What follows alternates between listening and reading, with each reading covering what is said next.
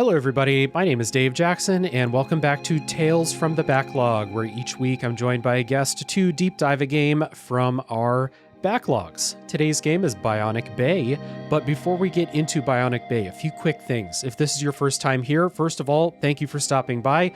Love to have new people check out the show. Here's how spoilers work on the podcast. We are not going to spoil the story of Bionic Bay, such as it can be spoiled, I guess, but we're going to save a little bit of theory crafting, I guess, for the spoiler section in the episode, although it may be a shorter one than normal. But the same thing goes as always. If you haven't played, don't worry, we're not going to spoil things for you. And if you like what you find here on the show today, please consider supporting however you can. That can be telling a friend, it can be leaving a review, likes, comments, things like that on YouTube. And also, if you want to support monetarily, you can do that on Patreon, patreon.com/realdavejackson. And I mentioned Patreon again real quick because this game, Bionic Bay, is on the show because it won a poll over on Patreon. So thank you to everyone who voted. All paid patrons can join the votes. But I am not here today by myself to talk about Bionic Bay.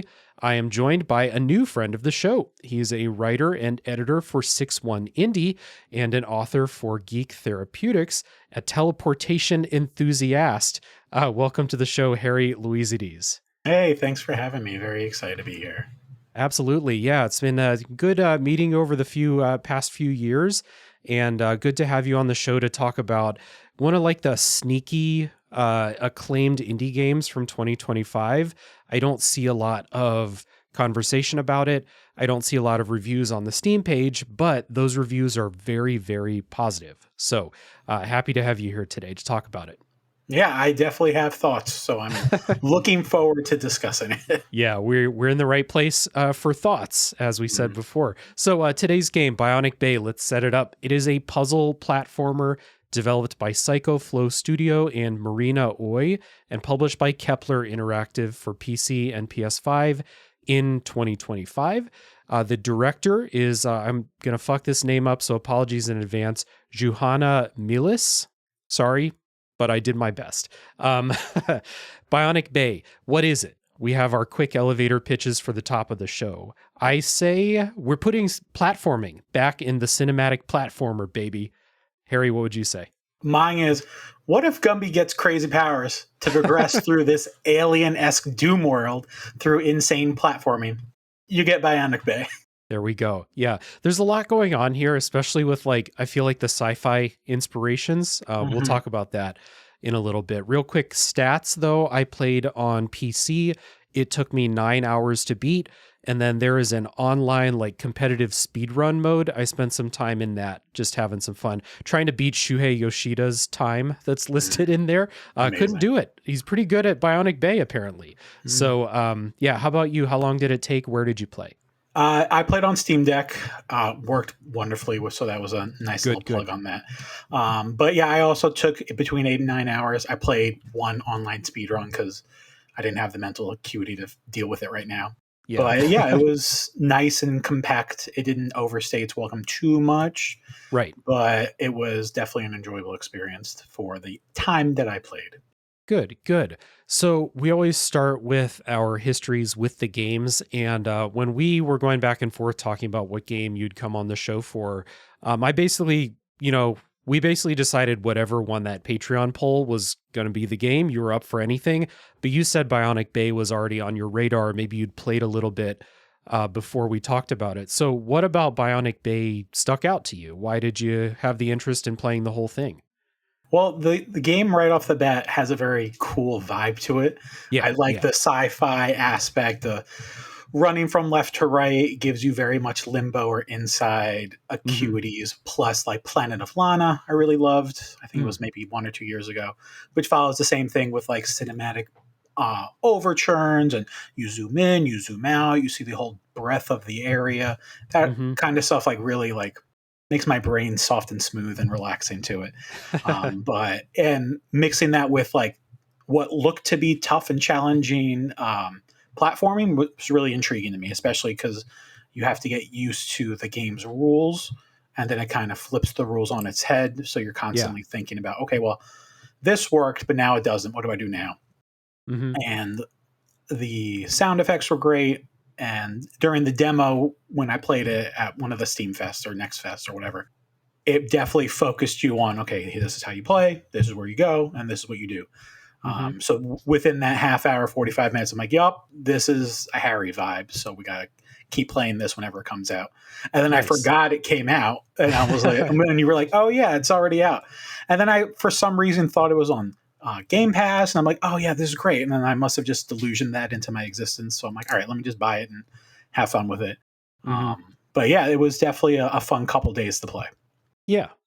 So you were on this before I was then, because I had never heard of this until it came out. And I'm in a couple of fantasy critic leagues, and this is one of those, like the bot, post Bionic Bay now has a score of 91 or some shit. And I was like, oh, okay. So basically, like, I like Fantasy Critic for a lot of reasons, but one of those is like, it puts right in my Discord server, hey, this game came out and everyone loves it. So you should at least see what this thing is. And that was really what made me take notice of it. And kind of like you, the visual aesthetic was really, really striking when I opened up the Steam page and saw the trailer. I really like Inside and Limbo, Inside more than Limbo, to be honest, but I like those games. And like you said, sometimes I wish that the platforming was more involved in those games. And that's part of the pitch for this game, is it has like the aesthetics and the vibes of those types of games with challenging platforming. And then, so I made that Patreon poll of all of these 2025 indie games that I'd missed so far, and Bionic Bay was the winner. So that's why I jumped on it when I did. And I'm glad that I did, to do our quick top level thoughts here. The promise, I guess, of the vibes of the cinematic platformer, the cinematography, like you said, the zoom ins, the zoom outs, the striking backgrounds, the visual aesthetics, and the platforming. I liked all of that stuff. There's parts of the game that I liked more than others, we'll say, like some puzzle hazard gimmicks were a little less fun than others, but overall, I really, really like this. It was one that was kind of hard to stop playing. I actually replayed about half of the game on a stream because it had been a couple weeks since I beat it and I wanted to refresh. And then I started the stream up and I was having so much fun going through the early section of the game again. I just kept playing.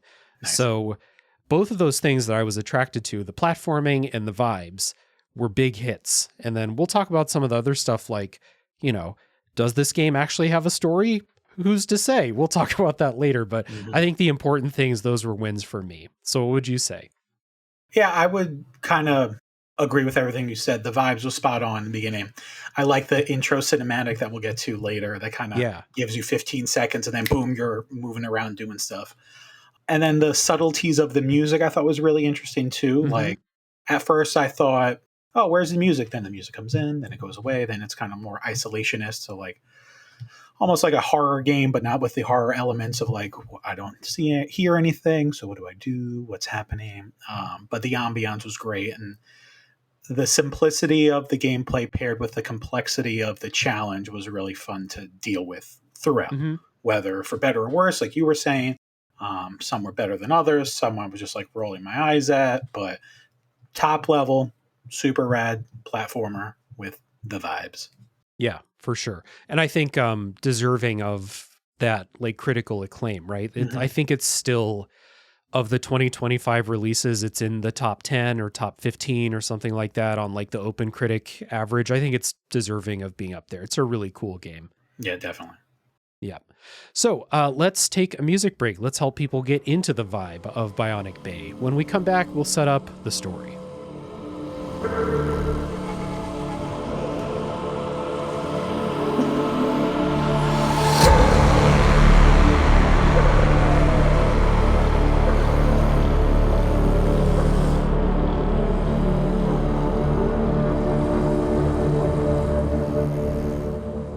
All right, so Bionic Bay opens with this very brief opening cutscene. It shows a bunch of scientists cutting into this giant egg-looking thing, and then suddenly energy explodes out of the egg. The screen goes white. You get this sweet, like, cinematic title card, Bionic Bay, up on the screen. And then your character wakes up in a place that is not where they were. It's inside of this weird biomechanical industrial alien setting. The setting of it I thought was interesting. Like, as you go through, you'll see this. It's like this mixture of mechanical industrial metal stuff with like trees, basically, like plant roots and stuff like that. It's like I don't know how to describe this other than saying, like, like H.R. Giger does like the mechanical with like flesh mashups. This is that with trees instead of like flesh. So right off the bat, you're like, what the fuck is this place? I thought that, the mystery of being transported into this place and not knowing anything about where you are, that's part of the story, is like trying to figure out what or where is this or when. I don't know. Who knows? Yeah, and it was really strange where you're trying to figure out, well, am I a human? Am I from Earth? What's going on? Right. And plus the biometrics with the alien and the mechanics, you don't know if you created it yourself or if you're just dealing with the outcome from that shenanigans with the stone/egg. So there's a lot of like moving parts with like in the background what's going on, but you're just kind of just jumping around. So luckily it doesn't really impact the gameplay, but you're just like, all right, well, I'm jumping around through this brain looking weird alien thing. Oh, there's laser. All right, cool. But then in the subconscious, you're like, okay, well, what's actually happening? Yeah. It's really holds back on like any details about what this place is. Are you on another planet? Are you in another dimension? Are you inside that egg thing? Who knows? It really holds that back. Yeah, and I was also... Oh, sorry, go. No, go ahead.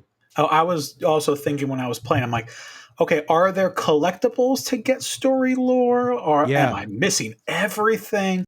And for the first, like, maybe third of the game, I just kept, like, trying to look through every nook and cranny because I'm like, maybe there's something I'm missing. But then after that, I'm like, I'm not finding anything. I'm just going to progress as clearly as they want me to go and kind of just keep jumping. Yeah. The way that they do give the story is through these text logs that you find. You'll find there's other scientists in that opening cutscene. You'll find their dead bodies as you go, and you'll get these logs, their last words that they record before they die. The logs always cut off with like, they die before they get their last sentence out. But that's the only like direct storytelling in the entire game, is these handful of text logs that you get. I think I tried to take screenshots of all of them. There's maybe 6, I don't know, throughout the whole game, not that many. And they're all very different. They're not like, it's not like scientist A tells the first 10% of the story, then scientist B tells the next 10%. It's not like that. They're completely different. So I came out of this thinking, and we'll talk about this in the spoiler section, like, do these actually coalesce into a story, or are they just little bits of sci-fi flavor to give you something to think about as you're running and jumping through the next section?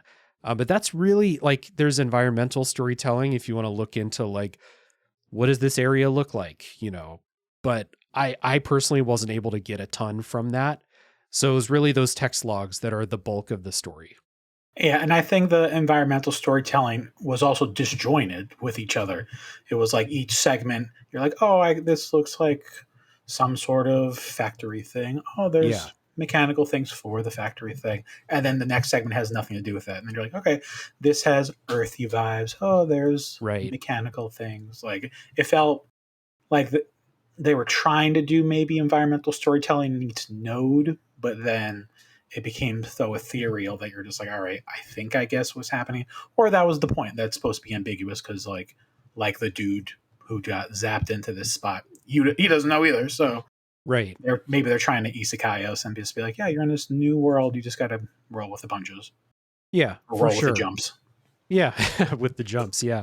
And it could go along the lines of some of those other games we mentioned, like Limbo and Inside. They don't tell a direct story to you. You can infer some stuff, but especially with Limbo, like from what I remember with that game, there's very little like stuff that you can figure out about the world that you're in. You're just this weird kid in this weird world with weird monsters trying to kill you. And this kind of has that feeling too. There's not monsters, there's just environmental traps. So it really wasn't a story game for me, although I liked reading those text logs. I thought they were interesting and some neat sci-fi ideas, or just a scientist pondering a possible sci-fi idea. What this was for me was a vibes game. So you get little hits of flavor, sci-fi flavor every now and then, but it's the visuals, it's the music that really provide like, so, okay, I might not even be experiencing a story like that. What I am taking in is the way the game looks, the way it sounds, stuff like that. So we both mentioned this at the top as something that drew us in to want to play it, is the way it looks. So what would you say, how would you describe the way Bionic Bay looks? I would definitely say it's a 2D game. Yeah. But with specific perspectives and dimensions to it. So like you have a forefront, your position, and backdrops. Yeah. Where sometimes you're mostly in the middle ground, but sometimes you're in the foreground, occasionally in your background. So it kind of plays with that sort of depth to it, especially with the colors too, which I thought was really nice. Yeah, yeah. And the pixelation was really good because the pixelations most of the time were so sharp that it looked like almost not pixelated, which is a kind of fun thing to play around with. But in the end, you're almost like a Gumby 2D character that's just like blowing up all his apparatuses because he messed up, or just freezing in time because he touched the wrong thing. Right. But yeah, it was definitely a nice visual with all those depth perceptions that really caught my attention, because they definitely focused on that to kind of make it more of a vibe as well. Yeah, I would say that like the foreground, the part where you're platforming in, is where it's more plain in comparison. The backgrounds are the really striking things. Like you said, like the use of color especially is really, really strong, and lighting. And it feels like they took inspiration from every sci-fi movie poster that's ever been made for the backgrounds. Or like, you know, watch 2001 A Space Odyssey and they're like, I love the way this scene looks, and we're just going to incorporate that into the background of this thing. And so it results in like this really striking game where you'll start a new level. Like you said, maybe you're not taking a bunch of storytelling from like what you see in the levels, but you will go into a new level and be like, this place looks so cool. I have so many screenshots of just like, look at the background here. Like, this is insane. And the particle effects play into it. And the pixel art, like you said, too, like you're in a lot of like these industrial places with these jagged and broken metal edges and stuff like that. And all of that looks dangerous. I mean, I got kind of like queasy, like jumping and grabbing these jagged, rusty metal edges.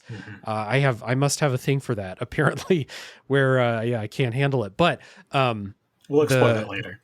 Yeah.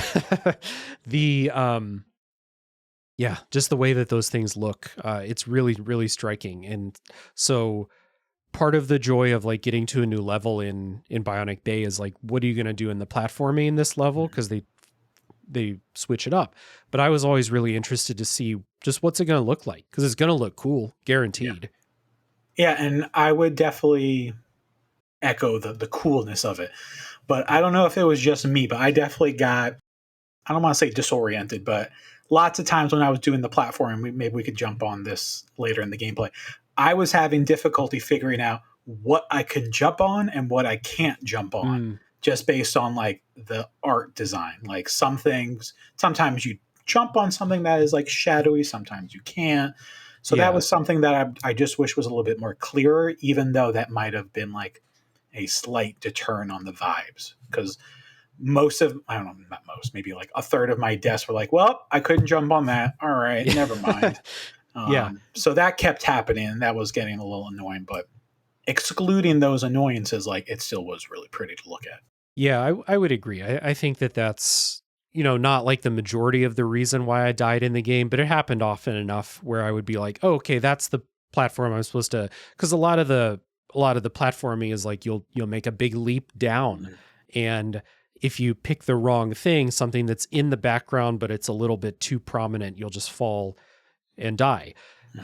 So if I had any, criticisms of like the visual design of it, is that the things that you're supposed to be able to jump onto are maybe not always as obvious as they should be. Or rather, the things that are background that you can't jump onto looked too much like you could sometimes. Yeah.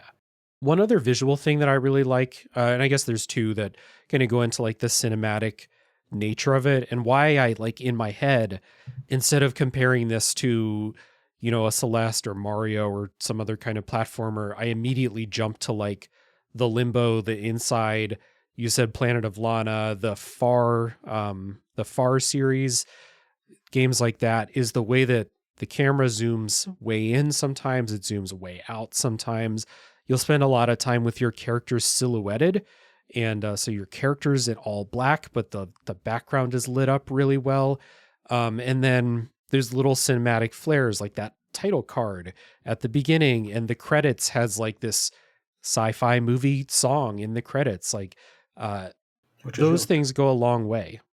Yeah, and the end credits music was real good. It's great. I was digging it. Yeah. I was like, let me play this on replay for a few times. Yeah.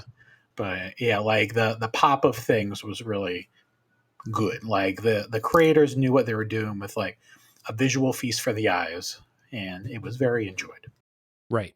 And had this game like maybe been less of a demanding platformer and more of something like a Limbo or Inside, I would still really like it, probably on the strength of how good it looks. And I like the music a lot too. The music is composed by Francisco Javier Pérez, and I would say a lot of it is like upbeat kind of electronic music, heavy percussion, and these repeating melodic like loops and stuff like that. I wrote rave music. I've never been to a rave, but I'm just going to go ahead and say that's what they're like. A lot of music that like can get your head bobbing as you're going through the the platforming stuff. It's not all like that, but I thought it was great. And then, like you said, it ends with a bang with that end credits song, which is just really cool.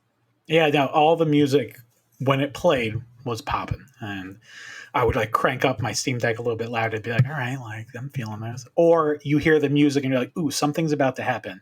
Or something's happening in the moment. You're like, okay, so this is something I need to make sure I'm really focused on. So I'm not just like losing over and over again.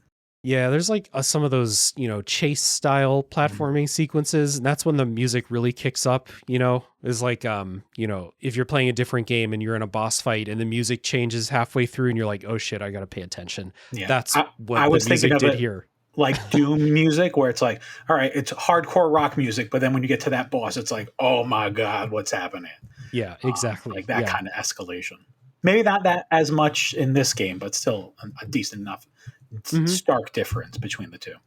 Yeah, when those moments happen, it's definitely a contrast between what it's like before and then what it's like when that sequence starts. It definitely catches your attention, like it's time to run. It's time to run, jump, get there as quickly as you can. So those are effective. I also just wanted to shout out the main menu song. It's called Polarity, and I've probably used it at the beginning of the episode as I try to do with main menu songs. But it's this really like haunting type of song that kind of gets you into this this vibe, like this isolationist vibe that you said at the beginning, like you are alone, and it does have like kind of like it's not a scary game, but it is like that kind of like uneasy, you're alone in this completely unfamiliar place. And the main menu music like starts the game with that vibe instead of, the bumping electronic music. Yeah. And I think they did a good job blending the music relative to the scenario that you're dealing with. Yeah. Plus the vibes that we keep saying, vibes for days. So I think like Francisco Javier Pérez did a great job like composing all the stuff together to make it make sense for this game. He didn't just to me it seemed like he just didn't make 15 sci-fi things. You're like, all right, let's just plop them in. It seems like he really made it purposeful for the game and not just a copy and paste into it. Right, which is what you like, and then if that's not the case, well, they pulled it off. So it's good stuff, and it's not a super long soundtrack, but it didn't feel repetitive to me when I was playing. I spent a lot of time in certain levels, dying 100 times in the platforming. I never got sick of the music. So I mean, there's the music that plays during the chases. The association with the chases may have made me enjoy that music a little bit less. But yeah, good soundtrack. And just all together as an aesthetic package, the way the game looks, the way it sounds, it's really cool. Like I remember at PAX East this year, Bionic Bay wasn't on the show floor, but they did have on the upper floors, like near the media room, there were a couple of computer monitors just out in the hallway that people could play games in, like outside of the speedrunning stage room. And Bionic Bay was on those screens. And I remember taking note because I was like, that looks really fucking cool. What is that game? And then one day I walked past and I saw the title screen, Bionic Bay. And I was like, oh, that's the game. So like, that's how cool the game is. As I'm walking down a hallway in the convention center, it grabbed me from a computer monitor just in the corner of the hallway. So it's awesome. I didn't even know that was happening at PAX, but that's good that people caught it that way. Yeah, and people are playing it too, so it worked on other people as well. So very, very cool game as far as the visuals and the music. Let's listen to a bit more of that music. Let's come back. We'll talk about what it's like to play Bionic Bay.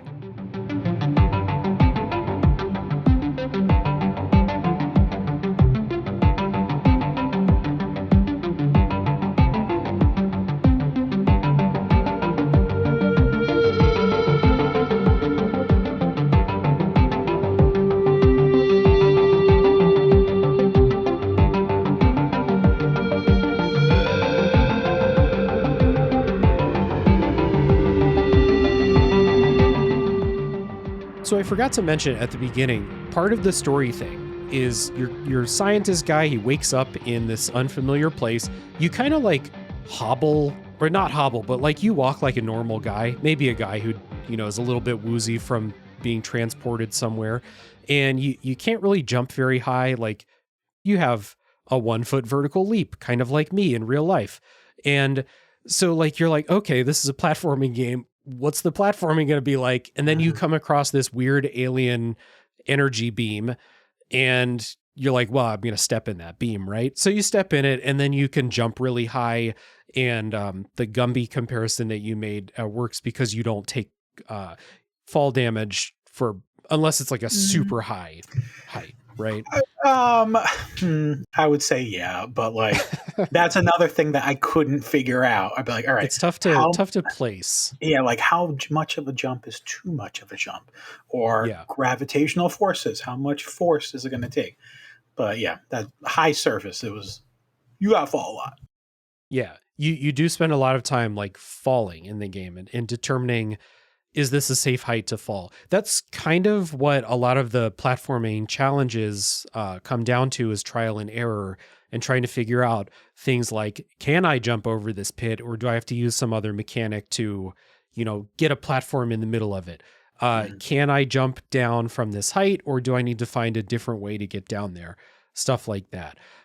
This is the reason why I don't really think I'll ever replay Limbo, because I got really tired of the trial and error in that game. And then Bionic Bay is like kind of built on that too. You'll spend a lot of time dying to figure out, how do I actually get past this thing, or how do I solve this puzzle, and things like that. So I think that's where a lot of the difficulty in Bionic Bay comes from, is dying a bunch to figure out how to progress, rather than like dying because it's a really complex set of platforming moves that you have to do. Like, it's not like Celeste where you die because you just need to get really good at getting through this specific path. It's like, I need to figure out, how do I solve this puzzle? And the way that you learn is you die by doing it wrong, basically. So how did you feel about the difficulty in here? Because we both agree it's challenging for sure. Yeah, so high concept, I think it was challenging, but I wish they pushed the envelope more on using all the abilities. Because I feel like from the vast majority of the game, you're doing a puzzle type, move on. A puzzle type, move on. I didn't feel a meaningful progression through each of the abilities, or maybe I was just so good I just didn't even worry about how tricky it was. That's probably it. Yeah, maybe. Because like for me, like the long jumps, the midair dives, teleportations, the fisticuffs, the other mechanics, I really like them, but I wish there was more to do with them because a lot of it felt very repetitive. Or, all right, I'm doing this punch, this jump. Okay, but how do I do that with a laser pointed at me now? What if I have two lasers? What if I have a giant explosion happen in front of me? Like it was still enjoyable, but I think it was tricky to figure out, am I just being silly with the difficulty or is this an actual challenge kind of difficulty? That's where I was getting stuck with, because sometimes most of my self-inflicted injuries were because I wasn't understanding the question, not trying to figure out what the answer is to the question. Right. So what they do is you have a couple of like basic platforming moves. You have a roll, and then if you roll and then jump, you'll do a long jump, and then you can dive in midair. And that's basically your platforming moves. And then what the game does is it gives you these puzzle mechanics. The main one is you get this teleporter device where you slap a little thing on an object, and then you press a button to switch places with that object. And then, like you said, they roll out the complexity of that really slowly. Like over the course of many, many, many levels, they will explore that mechanic, that puzzle mechanic, to its fullest. And they'll introduce other hazards on top of it. They'll introduce timing elements sometimes. But it's mostly like, you start out and it's just, there's this big thing in front of me. I need to get it out of the way so I can progress. I can't jump over it or through it or whatever. So switch places with it. And then they explore that for a while. Then they start to introduce like, oh, there's this dangerous thing. If you swap an object between you and that thing, you're now protected from the laser beam, for example. And they go really far with that. And I kind of agree with you that they never took it like, I felt like as hard as they possibly could. I always felt like anytime I was like, you know what, fuck this. Like, I know what to do. I can't do it though. I would get through that. And that was like the last version of that before the level was over. And then what they do is a lot of times you'll go through into a new level and they'll completely switch your toolkit up. So we'll talk about one of them. It's these levels that are black and white. And there's, I don't know, 3-4 of them throughout the whole game. And the black and white, super cool looking, of course, because everything in this game's cool looking. But in the black and white ones, gravity's really strong. So you can't jump very high. Your acceleration downward is really fast. And then you have a couple of new mechanics. You can, instead of the teleporter, you can punch really hard. So something's in your way, just fucking punch it. It flies across the screen. And you can also slow down time. With this thing, you get, 5 to 10 seconds of time slow. And you use that to solve puzzles. And then you do that level and that thing's gone for another couple hours. And then they bring you back to, okay, I have the teleporter again. And then there's some other abilities you get along the way too. So I think you mentioned earlier that like the puzzle solving feels a little bit disjointed. Because of all those mix-ups. Like I kind of appreciated those to just, if you're getting tired of teleporter puzzles, the next level might have no teleporter puzzles at all. But I do agree with you that instead of like a slow build through the whole game, layering more and more and more and more mechanics, it's more like they layer on as much as they can with one mechanic, then switch to a new mechanic, do that again, and so on and so on. Yeah, like, I guess I came with preconceived notions that if I have 3 or 4 abilities throughout the game, I will be interweaving them on my choosing, not on the developer's choosing, which is fine. Like they very clearly had a vision of like, here's 20 levels. The first 5 are going to deal with this ability. Next 2 will deal with this ability. Then maybe we'll go back to this one. Then maybe we'll try a new one. Like, I get that. That's wonderful. They did a great job. Thumbs up all around. But for me, a puzzle platformer is building on those mechanics, not, all right, I'm making a triangle, I'm going to pause, I'm going to make a square, and then I'm going to go back to the triangle. It's like I'm making the same shape the entire time to get to an apex at the end of the game, where you're zip-zopping all around, you're using multiple abilities, you're doing a bunch of platforming. Once I got into the rhythm of like, all right, that's not the game that I had in my head, then I had a much better time. I was like, all right, this is great. I was just more surprised that they didn't do that route. So then I'm like, all right, like maybe they'll do that at the end. And they kind of do. But then once it gets cooking, you're like, and there's credits. And you're like, okay, this will be a really good sequel. Yeah, it's a good observation because you're right. In a lot of platformers or puzzle games or puzzle platformers even, you will layer on more and more things on top of your existing skill set. And I think like it feels like Bionic Bay does that if the levels were in a different order. Like if you did if you just did all the teleporter levels in a row, maybe that would be like a I don't know, a game jam version of Bionic Bay, and it would be 3 hours long. And then instead of having that be the thing, there's these things, it's almost like interludes where you play a kind of a different puzzle platformer and then you go back later on. It's not, you'll never get to a point where all of the puzzle mechanics that you've ever had will be at your disposal to solve the game's ultimate challenge. Yeah. Instead, what it does is I feel like it saves like the showstopper mechanic, like the one what you would see in a trailer and you'd be like, that looks really cool. They save that for the end. It's only there for 1 or 2 levels. And then once you master that, it's probably the hardest thing in the game anyway. But once you master that, then the game is over. So it's kind of an odd structure if you like look at it like that. But while saying, yeah, it is a little bit disjointed, I enjoyed the shakeups. I would rather, put some stuff to the side and come back. If they're not going to do like the gradual layering of literally everything, then I would rather them do it this way.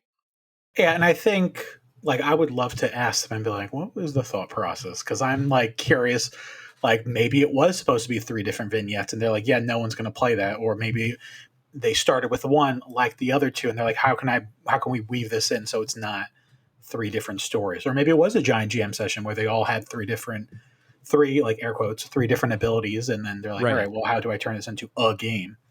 But either way, I think for me, the whole premise as a entity, fantastic.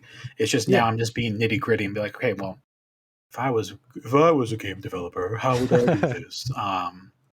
But yeah, like the moment to moment gameplay was great. For me, I just wish they really punched it up another level and get like, all right, cool. Now do all this stuff at once. And maybe they will with the online play. Like this seems like a game that will have a lot of repeat playing, especially with the online and the time trials and all that stuff to kind of get people finding pieces of things that they didn't see in the first gameplay run through. Right. That's a good point. So I guess what they do, to challenge your mastery of it is not make the hardest possible version of a Bionic Bay level. What they do is they split the levels into a bunch of different little chunks and have online competitive speedrun challenges. And so like you can play those levels, like they're all like a minute or so to do. And then you speedrun, you try and get under 30 seconds and get like that gold medal or whatever it's called in the game. And I think that's what they do for the people who want to like show their mastery of the game. And I had fun doing those. I'm not great at them. I got the top score or whatever, like one time, and there's leaderboards. You can look at what your friends did. If you have a bunch of friends playing Bionic Bay, which is something that I hope we get to that point where you'll have a leaderboard full of your friends. But I think that's what they do for like the people who are like, I want more. And the solution to that is, okay, it's not going to be more, but do it perfect. Do it as fast as you possibly can. And I saw some times on there on like the speedrun leaderboards where I was like, how the hell did they do that? Mm-hmm. So that makes me think that if you were to look up a Bionic Bay speedrun, you would see some really cool platforming that you and I played the game, and it's like we play two different games from the people who are doing those levels in 10 seconds. Yeah, and I hope it's one of those games, maybe next year at Games Done Quick, where it is one of those games where they do quick, and I'm like, that's what they wanted to show off. Yeah.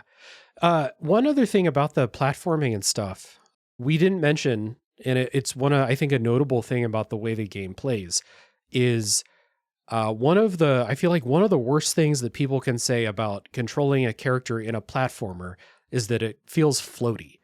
And it's something that I feel like every platformer tries to avoid. You try to strike that balance. Your character is not too heavy. They're not too floaty. Bionic Bay's character is very floaty. You jump and you hang up in the air like Michael Jordan.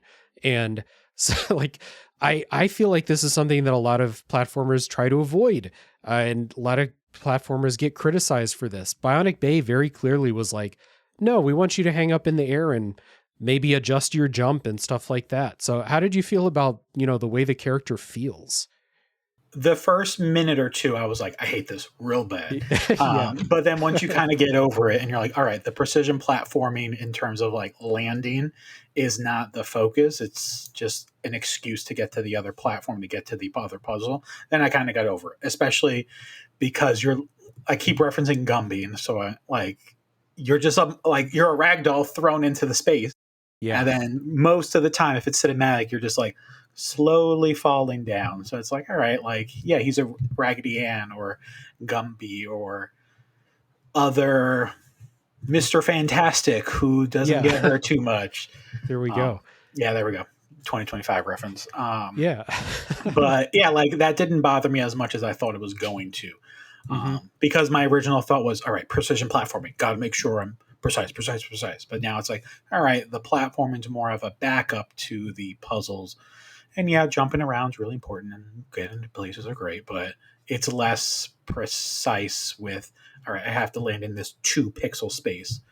And it didn't hurt that this paired with really quick reload times or fairly quick reload times made it less annoying when I died or messed something up. And the checkpoints, the load save points were really generous. So it's not they're almost everywhere. Yeah. It's every individual puzzle has its own checkpoint. And if you were like, all right, well, I'm starting back from 10 seconds ago. It's like, all right, well, I'm probably pretty close to the end if it's 10 seconds to get to where I died. They don't punish you for redoing the same thing 15 times. That takes 3 minutes. And then you're like, well, I'm just going to walk away today. So, yeah. I agree. I think that the checkpoints take away from the sting of dying. And one other thing that takes away from the sting of dying is that ragdoll physics. It's funny when you die a lot of times, watching your character flop around or there's a lot of explosions. There's a lot of explosive things in the game. So you'll get your arms and legs blown off in ragdoll, comedy fashion. So it's funny when you there's a part in like the second level, maybe, or third level, where it's a bunch of these golf ball looking things. And you're like, okay, I'll jump on. You jump on there, you can't land on them. So you immediately go into ragdoll mode and you just plinko your ass down. And it's really funny. And so that kind of got me in this this is when I die, it's going to be funny because you're going to blow, your arms and legs are going to fly out in every direction. It's good. That takes away from some of the sting of dying a dozen times on a single challenge, like you do sometimes, in addition to those checkpoints. Yeah, and it reminded me of all the modern-ish Lara Croft games where it's like, oh, I'm dying in this way. Or Limbo and all those other ones. It's in my head, it's like a gag reel of all my deaths. And I'm like, all right, those are pretty funny. Yeah. What was that? Is this like that YouTube song, 10,000 Ways to Die or A Million Ways to Die or whatever, something like that. We used to sing it when I taught elementary school. The kids loved that song and they used to love singing it. And there are a million ways to die in Bionic Bay. And a lot of them are pretty funny to look at. You touch this thing and you freeze instantly into a big block of ice. It's funny. There's a slapstick element to the game for sure. With the floatiness, I will say, I also got used to it. I didn't mind it after a while when I was like, okay, that's just what this game is. I figure, I learn how the jumps work and the jump arcs and all of that stuff. The only time it got on my nerves is when I was maybe doing like one of those timing puzzles or those chase type puzzles. And I had to land quickly. And I'd be like, get on the ground so I can slap this thing and teleport, or get on the ground so I can do another like long jump and keep the speed going. And sometimes your guy just stays up in the air long enough that I was like, hurry up and just fucking land so I can get on with the next thing. So that happens sometimes, but overall, you just get used to how it feels, and they designed everything for the character to feel that way. Aside from those little sections where I got a bit more annoyed than normal, I would say. Yeah, and I would say the momentum is definitely more muted than other platformers, where you're not going 1,000 miles an hour for 40 minutes. You're like, all right, I'm going to zip zop for 15 seconds and then ponder and reflect on what my next puzzle is. Although I will say that like those chase sequences in particular, speed and momentum, like learning to keep that speed up and like quickly teleport with stuff is really important. And then when I restarted the game and I played the first couple levels over again, but I was like I was good enough to beat the game, I like flew through those levels super quickly. It was really fun to do that. Nice. Which I guess that's part of the fun of replaying games. I don't replay games very often. But you can get like some pretty consistent speed going on. But when you're going through the first time, it is like a slow down, take stock of the area, that type of thing. Yeah, and overall, like the puzzles were really engaging, and I had my time with them. But there were certain ones that like really, as a player, I just don't like. So then when I see it in games, I'm like, okay, like now I just have to like bang my head on the wall and just deal with it. And I think you mentioned too, like gravity stuff, or like it's almost like Mario Galaxy, where you're on like a mini globe and you have to walk around it. Yeah, those always irritate me. Like, in general, or when you're upside down and you have to do the reverse movement, like those kinds of gameplay mechanics just like irritate me. And I know that's just a Harry thing and I just have to deal with it. But then you're like bashing your head being like, I don't like this mechanic. Well, those globe ones kind of pissed me off too, because I could never figure out what direction do I need to press to keep moving around. Cause it's some games that do this will be like, if you press right to start walking right when you're standing on the top, you'll just keep circling the globe if you hold right. Bionic Bay is not like that. No. You have to press like relative to where your character's standing, and I just couldn't fucking figure it out. No. So a lot of those challenges were not difficult, but it was annoying to get through. Like it's one of those, it's the worst type of like puzzle platformer thing or puzzle in general, where you're like, I know what I need to do. I just can't make my hands do it. Like that's the most annoying type of thing. Luckily, they're not like the game's not full of these things, but there's enough where you're like, I don't know, we could have cut these parts out, I think. Yeah. And like, I didn't think any of, like you said, I don't think any of them were overly hard, but like after I died like 15 times from them, I'm like, I'm taking a break. I'm walking away for like a half hour doing something else because it's clearly not working right now.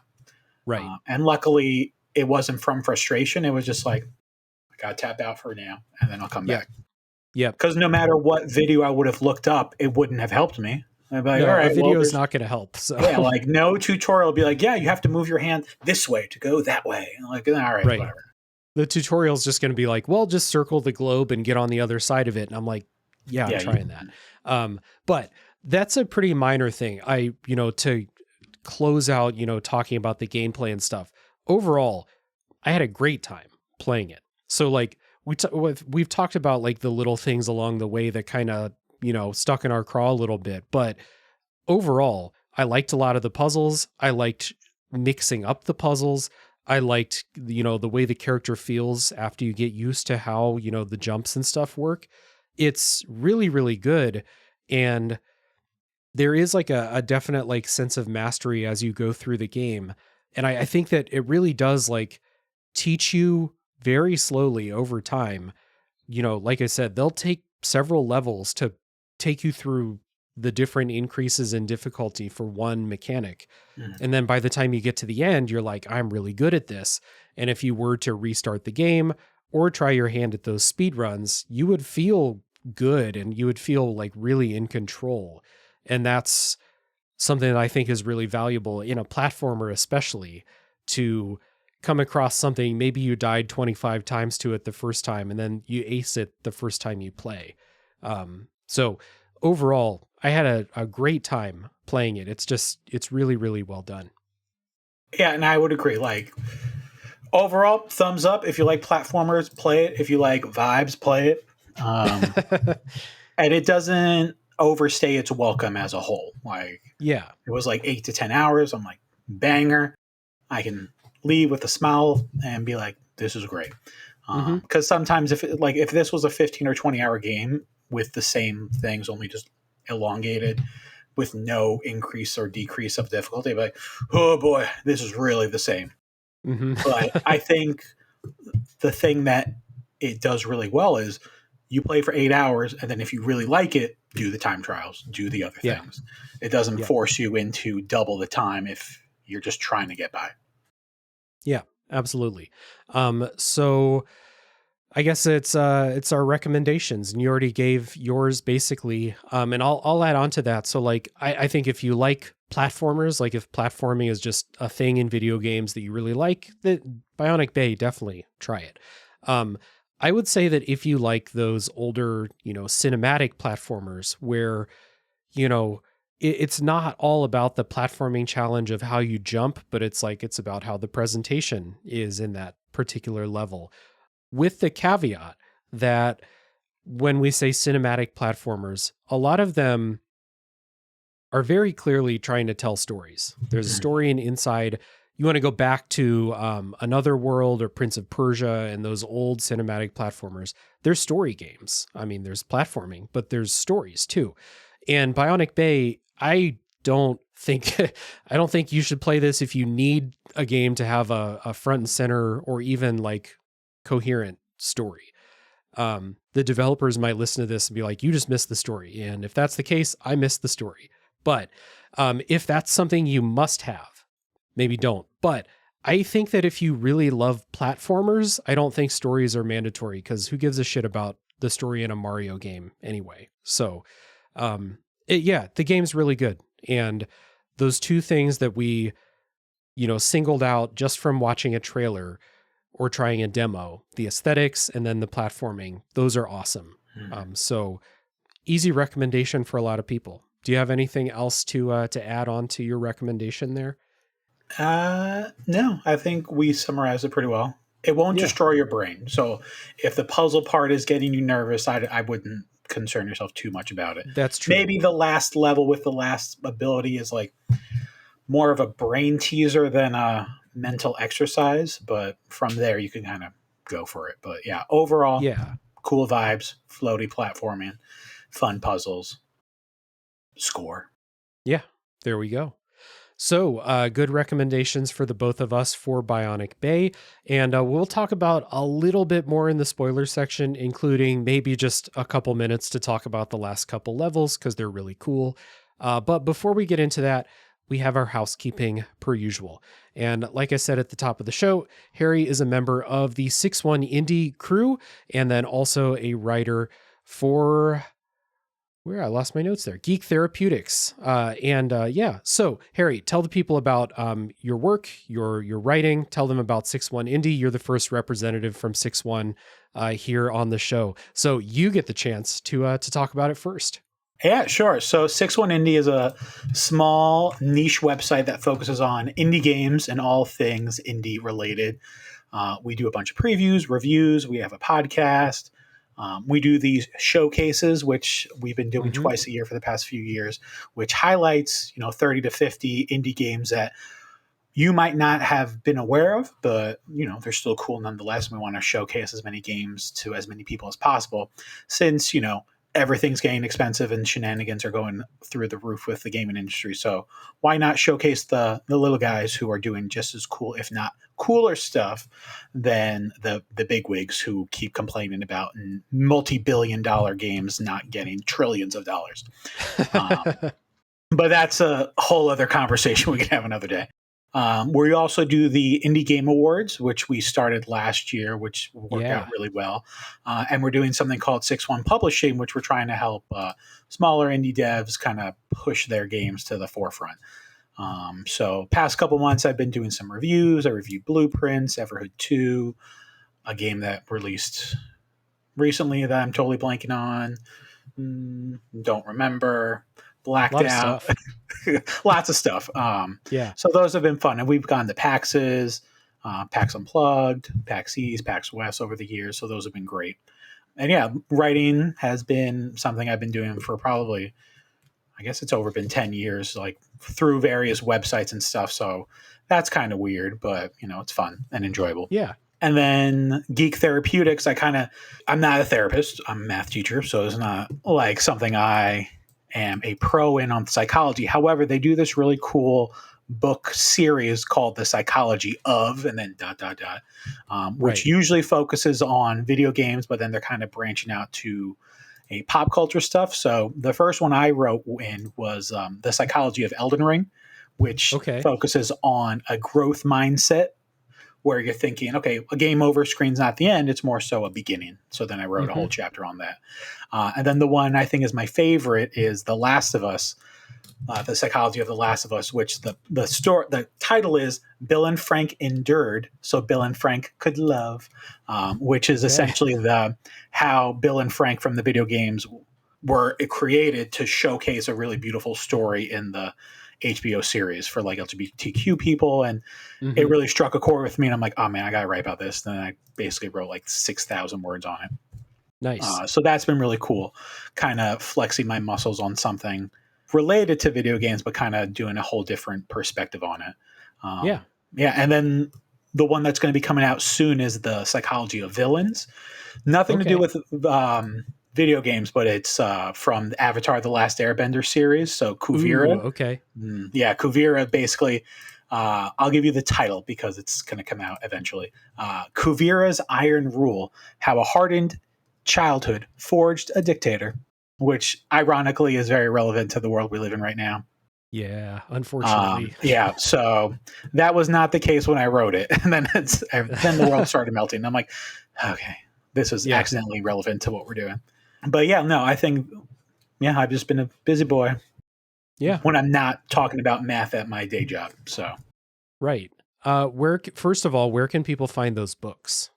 You can just go to geektherapeutics.com or Google, Amazon. They're almost always at a conference. So they're at PAXs. Okay. New York Comic Con, if anyone's going to that in October. You can buy them in person. If any of the writers are there, we'll usually sign them as well, just to kind of have a cool little vibe. But yeah, Geek Therapeutics or Amazon is the best way to get them. And they're not crazy expensive either. I think like $15. Nice. And it's cool because it's such an anthology series. So you can be like, all right, they have One Piece, they have Borderlands, whatever other interest. It's cool. It's a cool project that I stumbled on and I like being a part of. Awesome. Yeah, it sounds really cool. And the things that you mentioned, I mean, the ideas for The Psychology of The Last of Us just immediately jumped to my head. So very cool. I'll encourage people to check those out. And then with 6-1 Indie, it's just been very cool watching 6-1 grow over the last couple of years since I first came to know about what you all do and then meet you all. As this episode is coming out, there's going to be a new 6-1 Indie showcase.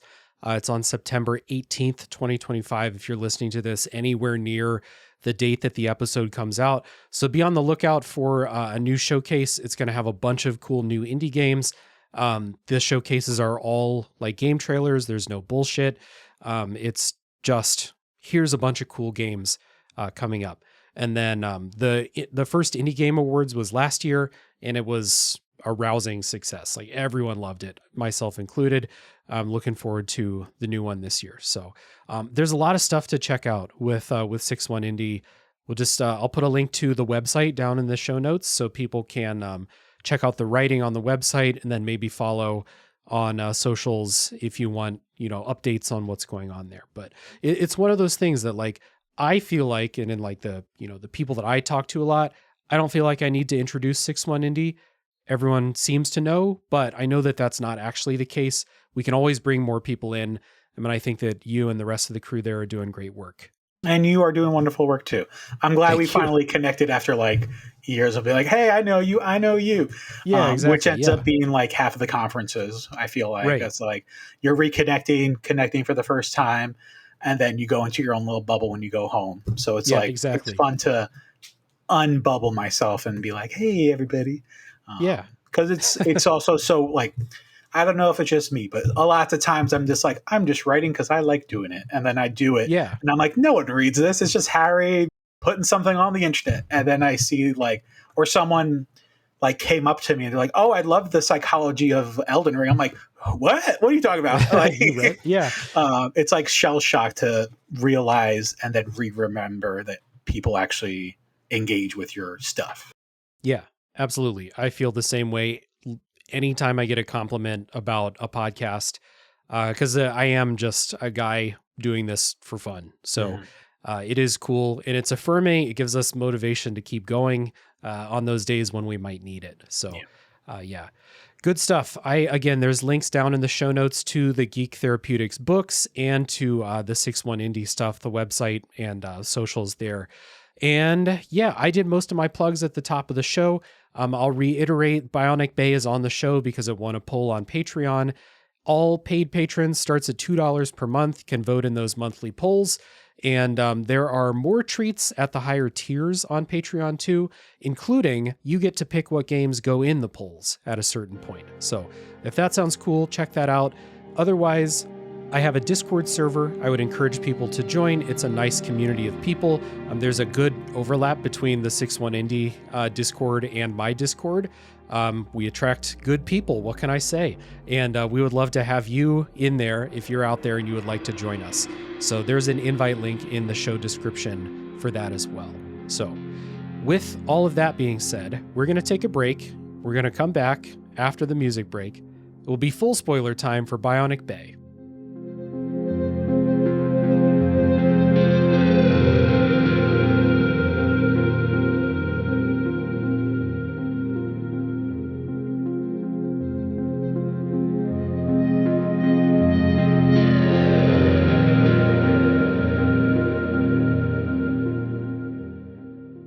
All right, before we get to spoiler time for Bionic Bay, here are the wonderful people who help support the show.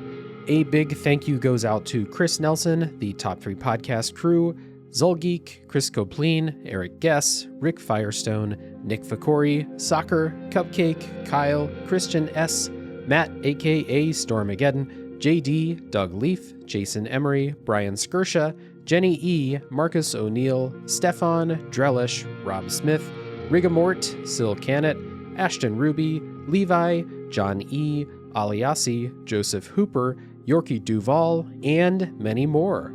Thank you all so much for your support this way. It means a lot and it really helps for all the various things that go into making the show weekly as it is. I appreciate it a lot, and if you would like to join them, you can do so at patreon.com/RealDaveJackson. With all that being said, let's get back to full spoiler time for Bionic Bay.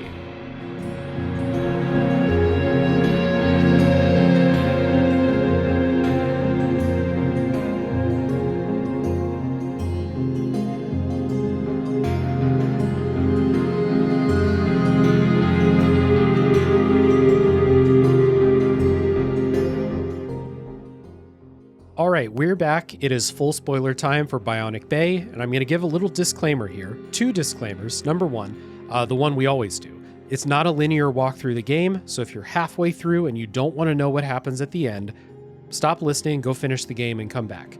The other disclaimer is, I don't know what the hell's going on in the story, so this is not going to be a class on, the story of Bionic Bay. We're going to go through what the logs are about and what happens at the end, and we're going to maybe theorycraft a little bit and have some fun with that. But if you're here because you want to know the definitive story of Bionic Bay, you're in the wrong place. So, unless we come across the answer, which will be cool. Anyway, with that being said, we held back one of the major puzzle mechanics, platforming mechanics, in the non-spoiler part. Not that it would have been a huge spoiler. It might be in a trailer. I'm not sure. But it was something really cool that I wasn't expecting. And that's the last couple levels, or maybe it's just the last level. I don't remember. That is gravity shifting. And not like gravity shifting as in like you'll turn upside down and go up to the ceiling. It's like the level rotates gravity. Maybe that's what it is, more so than gravity. It's you rotate the levels. And so like you start to get maybe. Yeah. So like maybe you're rotating the entire world if that's what's going on. So like the hardest versions of these involve like, I think you can do it 2 times when you're in the air, I think. Yes. So it involves like you fall down a shaft, you rotate the level so that you fall down in a different direction, and then you rotate it one final time to get to a safe platform. And it doesn't really involve the teleport swapping thing anymore, but it's a lot of fun. I had a great time doing it. Yeah, I liked it a lot, but I think a lot of the confusion that I had with it was I didn't know what direction I was supposed to go in. So it became even more trial and error, but not in a fun way. It was like, okay, let me fall to the left. Let's see what happens. Let me fall to the right. Let me see what happens. There wasn't any good indicators other than like the reload location to be like, okay, I'm facing the left, so I'm probably having to go to the left. But I wish there was more direction in the beginning of getting that ability, which I think is ironic because I wanted more hard stuff. But this I felt like way out of nowhere unless I missed like the clues leading up to it. Like, yeah, there was gravity stuff throughout the whole game, but maybe that was the whole premise. Like the gravity, you're not in control of. Now you're in control of the gravity. So maybe that was the vibe of it. But it was less exciting for like the ability, super rad. The puzzling, I wasn't that excited about it. Other than the chase sequences that like crammed everything at the end. I thought that was cool. But I think all the frozen spots with this gravity thing didn't find enjoyment for me, or as much enjoyment as the rest of the game. Because this ended up being like a womp womp towards the end for me. And I was like, overall, still really good. But man, this was not as exciting as the other stuff. I really liked the parts where you're like in like confined spaces with the gravity thing where you're, I'm going to jump down here and then I'm going to time it where you rotate it so that you fall through a new opening at a right angle or something like that. The ones that I was a little less hot on were the ones where you're in like this giant cavernous room and you can't see the walls on the other sides. You don't really know where you're just like, okay, I'll shift it so I fall to the left. And hopefully there's something over there. Like there was some of that. But I don't know, maybe it might just be like a lizard brain thing of like, hey, rotating the levels is just cool and it tickles my brain and I had a good time with it. There were some things I'm getting the levels mixed up, but there's one in like this frozen level where it's a whole bunch of puzzles trying to avoid these like, freezing beams, basically that'll freeze you in place and you have to like build yourself platforms to block them and stuff like that. And I didn't love those. But I felt like the level rotating or the gravity rotating stuff was it was almost like a big finish for the game, like a fireworks show of a mechanic. Sure. I was less excited, I guess. And I was just like, all right, let me just because I was waiting, like I was still in the brain set of like, man, this gravity thing paired with like, and you did do the timing stuff and but like I wanted everything just like all over the place, like firing on all cylinders. And like the finish was cool with like those chases, but yeah, that gravity thing was like cool, but I was like, all right, like let's just get it over with. I think the closest they got to it was there was like a couple levels that had the teleport swapping and the slow time thing. And there was like one other thing that maybe you could do. And that was like the closest thing to like the Bionic Bay final exam, basically. Those are my favorite, those little bits.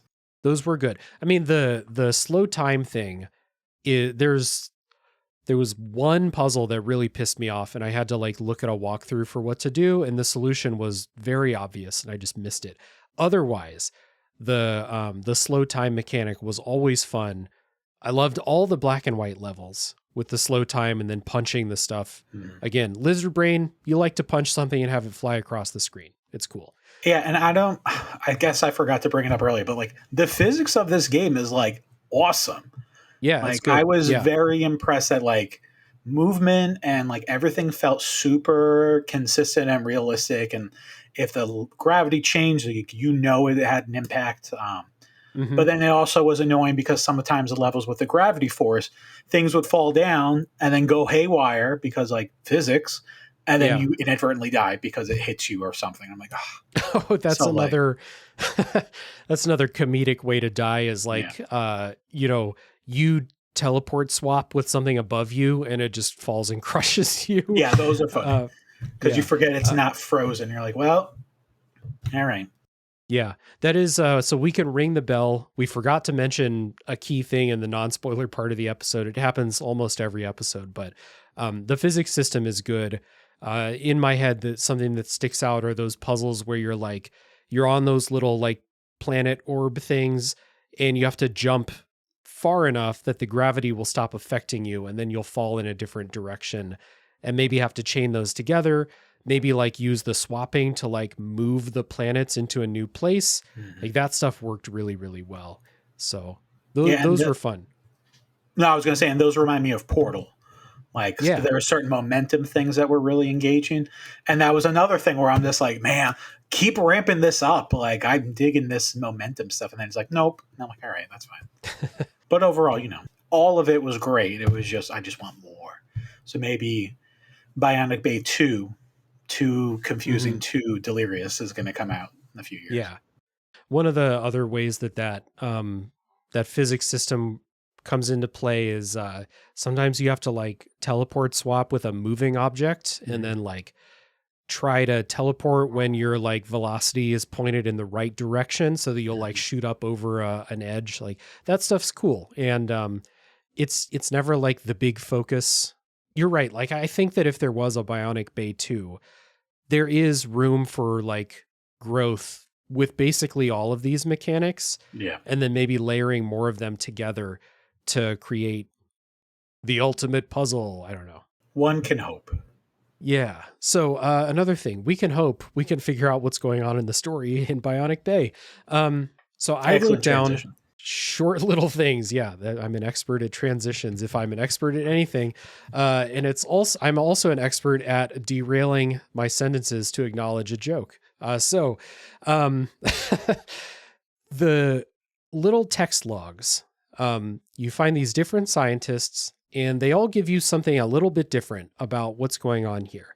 And so I'm just going to like quickly go through them. And this will also serve for anyone who didn't play Bionic Bay. Here's what you get as far as the story. So a reminder, at the beginning, you're a scientist, you're drilling into this giant egg looking thing. Then there's a flash, and then you wake up in this alien landscape. And then you find these scientist logs. So the first one talks about a feeling they get that despite knowing this is an alien landscape that you're in, or, you don't know where you are, but they think you're on another planet, but it feels familiar and it feels safe depending on that. Now the guy's dead, so it's not safe, but they say it feels familiar. And then they go on to wonder, is this a different planet? Is this a simulation? Is this purgatory? Or they say, knowing the company they work for, is this the world's most involved job interview process? And then that's the log. The second log talks about the egg that you were drilling into. It had apparently been worshipped for centuries by a primitive people. The scientists went there and stole it from them. And they're trying to take measurements. This is where the sci-fi stuff really starts. They say the most advanced equipment they have could not measure it, even though the equipment is from a species 3 million years in the future. So yeah, time travel is a thing, 3 million years in the future. a robot log, maybe like a, AI robot in the lab, talks about the trip that you took, the teleportation to get to this place.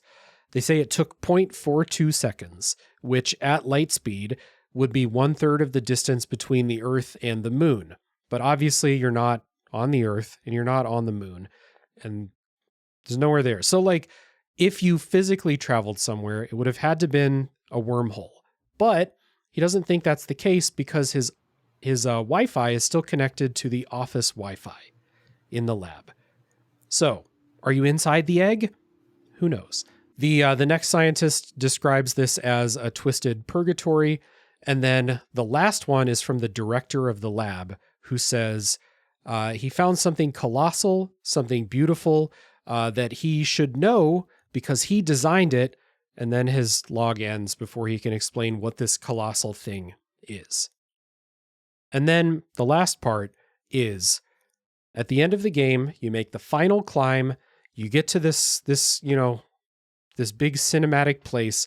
There's a little crack up in the exterior of the facility that you're in or wherever it is. And a big dog sticks his head through the crack. And that's the end of Bionic Bay. So, what the fuck? Yeah. What do we think is happening here? Well, at first, when I saw the dog, I did like the biggest eye roll. I'm like, oh my God. Because I don't know. Because at first, I'm like, all right, maybe we jump to the future and we're 3 million years ahead. Yeah. And then I'm like, all right, well, maybe we shrunk into like micro stuff, micro universe. That's why the Wi-Fi works. Yeah.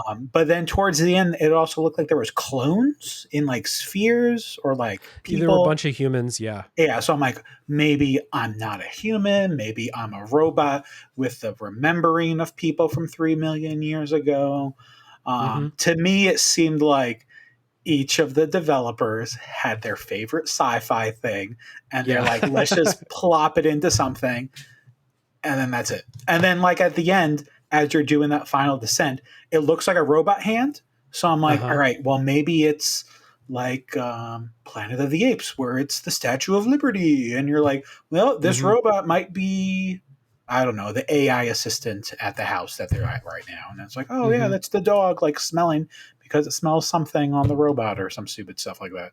And then I thought the Dr. Leonard thing was like, I remember the twisted picture of a GA, and I'm like, are they going to say it's a game? It's a game inside a game. And I'm like, ugh. So it's like every bit sounded like its own, like, this is my favorite trope. No, this is my favorite trope. Yeah. And I would love to talk to the developers and be like, what? Like, just like do a long like stare and be like, the fuck?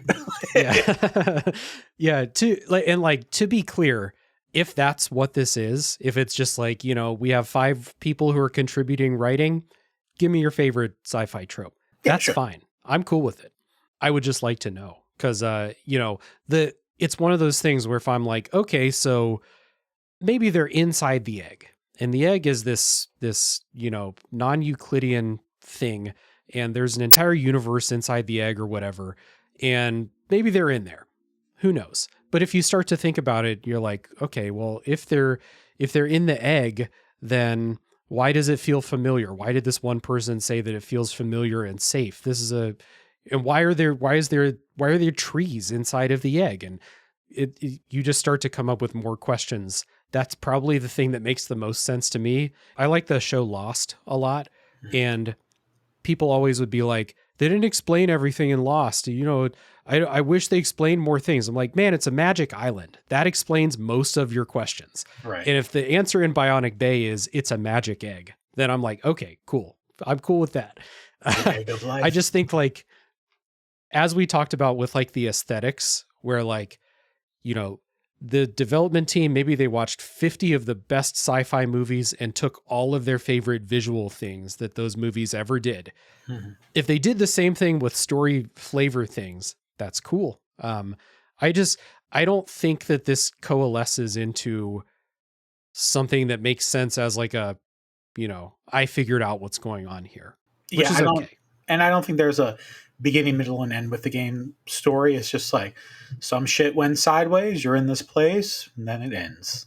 Yeah, which I'm fine with. Like, I wasn't here for the game story. Like, it would have been cool if it was cohesive and made sense, or if there even existed. But it didn't, and it didn't make me any more bummed than if they told us, like, yeah, you're in the egg. You're a robot. Every time you died, another robot took your place. And I'd be like, okay, that's cool. Yeah, or like you're in the egg, you got shrunk down. Like maybe the egg isn't like there's a universe inside, but you're relatively small inside. So like if there's a little hole in the shell of the egg and the office dog comes in and pokes his head inside, that's why it looks like there's this giant dog sticking out of the edge of the facility there. Just, fun things. I really think, I think those logs are cool to come across and just read it and be like, okay, so we didn't travel far away because we're still connected to the office Wi-Fi. Whoa. And then you think about that for the next couple minutes as you go through the rest of that level. Like, I think that's good enough. Yeah. I do wish it connected, but I can't want everything from this game.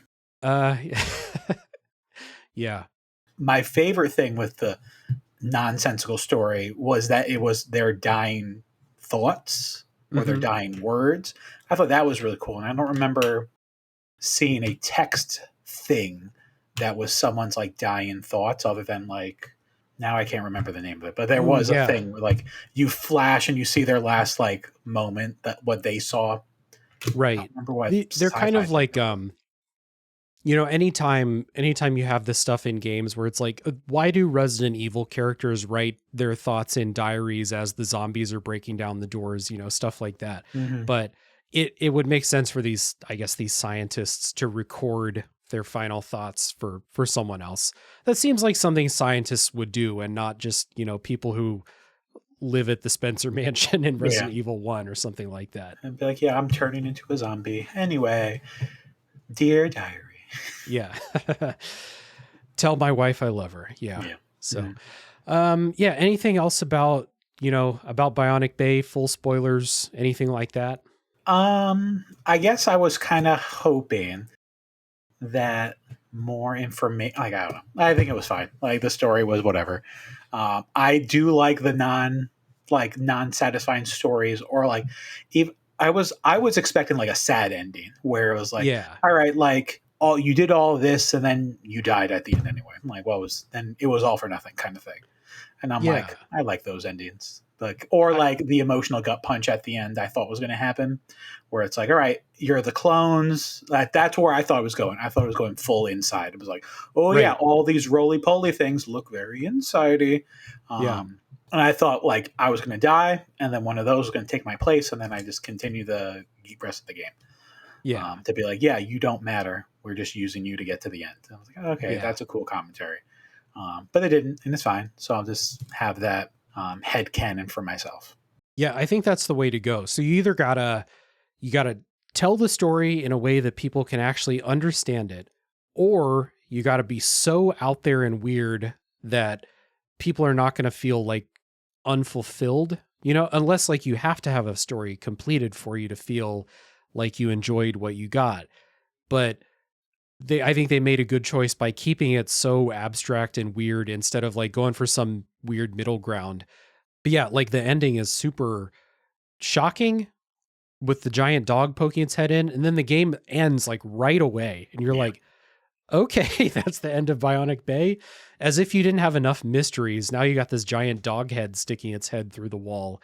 Well, I was also convinced that made me think even more that I missed stuff, because I'm like, all right, there has to be some sort of like collectible that explains this in more context. Yeah, I don't think there is. No. And I tried Googling some options like ending explained and ending like summary, and I'm like, okay, there's no explanation other than like the dog. And that I couldn't even find either. I was like, there was no explanations, no like headcanon thought processes. Processes, and I was like, okay. And then I was like, did I read that wrong? Did I watch it? And then I looked at your like description. I'm like, all right, I'm not totally bananas. Like, Because then I thought maybe there's multiple endings. Maybe I didn't do this. Maybe if I died a certain amount of times, I would get this ending. But I couldn't find anything like that. And I'm like, all right, this seems very linear, ambiguous. And then like it's like, yeah, this is our vibe. Deal with it. And I'm like, okay, cool. Right. Yeah. I may have missed screenshotting one of those logs as I played, but there's not that many. Like if I missed one, it's one that I missed, or maybe two, you know? I don't remember where it was, but I remember one of them were talking about the years 19 something. Okay. So that was another thing that I thought about. And I'm like, oh, like the past, the future, all this time shenanigans. Right. So, who knows? They have equipment from 3 million years in the future. So what does it matter what year it is really in this, this thing? So, I felt pretty good about, just getting these little hits of sci-fi concepts, and then it just adds to the mystery of it. And that's perfectly fine. So, that is Bionic Bay. Harry, thanks for coming on the show. It's been a good time chatting with you as always, and a fun game to talk about. Yeah, definitely. It was wonderful. Thank you for having me. You're great. Thank you. I will, first of all, thank everyone who's still here at the end of the show with us. And I give you one more call to check down in the show notes for Geek Therapeutic, for your Psychology of Blanks books, and 6-1 Indie, of course. And remember, if you're listening to this anywhere near the time when this episode comes out, there's an upcoming 6-1 Indie showcase in the very near future. And if you're past, September 18th, I think that was, then you can go watch that showcase on YouTube. That's the cool thing about the stuff that we make. It's always around. So yeah, thank you everyone for sticking around to the end, and you're my hero as always. Tune in next week for the next game to come out of the backlog.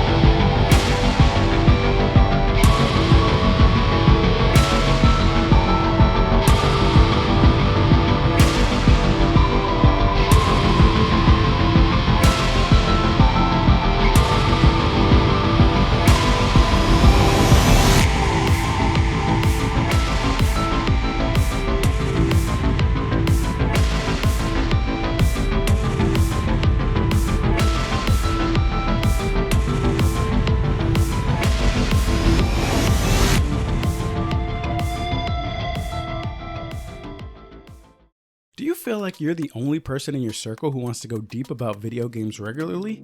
We were like that too, until now.